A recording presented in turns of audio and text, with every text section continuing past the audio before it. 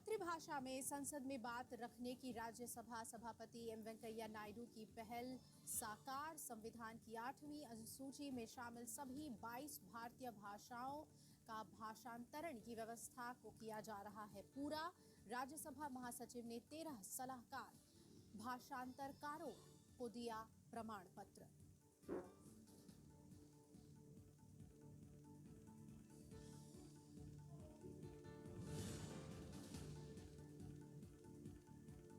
JDU मातृभाषा में अपनी बात संसद में रखने की सभापति राज्यसभा एम वेंकैया नायडू की ओर से पहल साकार हो रही है। संविधान की 8वीं अनुसूची में शामिल सभी 22 भारतीय भाषाओं के राज्यसभा में भाषांतरण की व्यवस्था को पूरा किया जा रहा है। राज्यसभा के महासचिव देश दीपक वर्मा ने इस अभियान में सिविल सोसाइटी को भागीदार बनाते हुए एक नया प्रयोग किया है। आज 13 सलाहकार भाषांतरकारों को एम्पैनलमेंट का प्रमाण पत्र दिया गया। राज्यसभा के सभापति एम वेंकैया नायडू मातृभाषा में सांसदों को अपनी राय रखने को प्रेरित करते रहे हैं।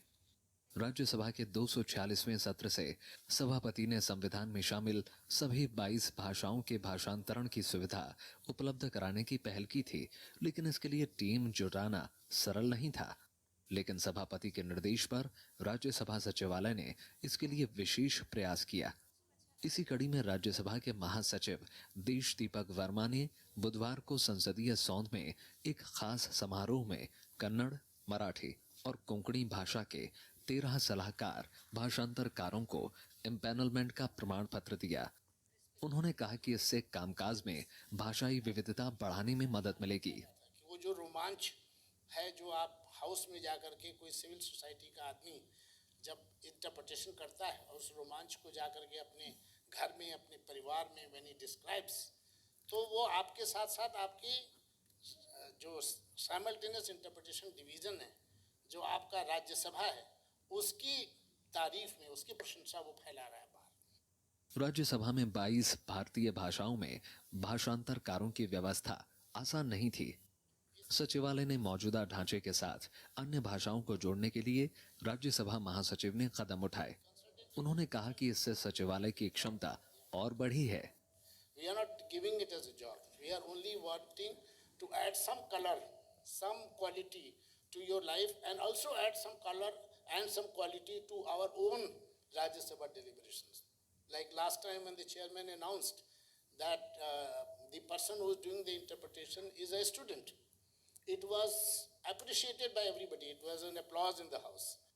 योजना के पहले चरण में 5 भाषाओं डोगरी, कोंकणी, संथाली, कश्मीरी और सिंधी में पैनल बनाने के लिए अभियान चलाया गया। फिर कन्नड़ और मराठी को भी इसमें शामिल किया गया। अब तक 32 सलाहकार भाषांतरकारों का पैनल 7 भाषाओं में शामिल कर दिया गया है। रिटायर अधिकारी, वकील, छात्र, पत्रकार, रेडियो के न्यूज रीडर समेत अलग अलग क्षेत्र से आने वाले ये भाषांतरकार काम को लेकर बेहद उत्साहित हैं। Immediately I knew how challenging this is going to be, because it's not your interpretation. You have to interpret simultaneously with the person whoever is speaking. And I said, oh my God, this is a challenge, so I'm going to accept it. क्योंकि मुझे ये लगा कि ये Sindhi language को आगे promotion इससे मिलेगा, और क्योंकि संसद में ये भाषा बोले जाने की बातें आ रही थी तो बहुत खुशी हुई और ये गर्व हुआ कि हाँ, सिंधी भाषा के लिए चाहे मैं थोड़ा बहुत ही कुछ कर पाऊँ और आगे बढ़ पाऊँ। गोवा की जो लैंग्वेज है कोंकणी, इसको उतना रिकग्निशन नहीं था पहले, और हमारे ऐसे मेंबर्स थे हाउस में जिनको कोंकणी बोलने की इच्छा थी बट इंटरप्रेटर्स नहीं थे। तो इसी के चलते मुझे इस अपॉर्चुनिटी के बारे में पता चला। ये भाषांतरकार काफी कठिन प्रक्रिया और प्रशिक्षण से गुजरकर इस कसौटी पर खरे उतरे हैं। सामान्य तौर पर हम मानते हैं कि ये अनुवाद है, लेकिन ये अनुवाद नहीं है। आपको इसे तुरंत सुनते हुए हिंदी या इंग्लिश में आपको डिलीवर करना होता है, तो ये चैलेंजिंग है। और इसके लिए चूँकि हमें यहाँ ट्रेनिंग दी गई एज ए कंसल्टेंट बनने के लिए, तो ये मुझे बहुत ही हार्ड लग रहा था कि मैं कर पाऊँगा नहीं कर पाऊँगा। बाकी एक बात ये भी थी कि हाँ, मैं कर ले जाऊँगा इसको। पहले राज्यसभा में 22 भाषाओं में से केवल 12 भाषाओं में ही भाषांतरण की सुविधा सुलभ थी। और दूसरी भाषाओं के लिए राज्यसभा सचिवालय ने पूर्णकालिक की जगह सलाहकार भाषांतरकारों का पैनल बनाने की योजना पर अमल किया है। उससे सांसद अब अपनी भाषा में सदन में अपना विचार रख सकते हैं। अरविंद कुमार सिंह, राज्यसभा टीवी। यहाँ पर रुकते हैं एक ब्रेक के लिए।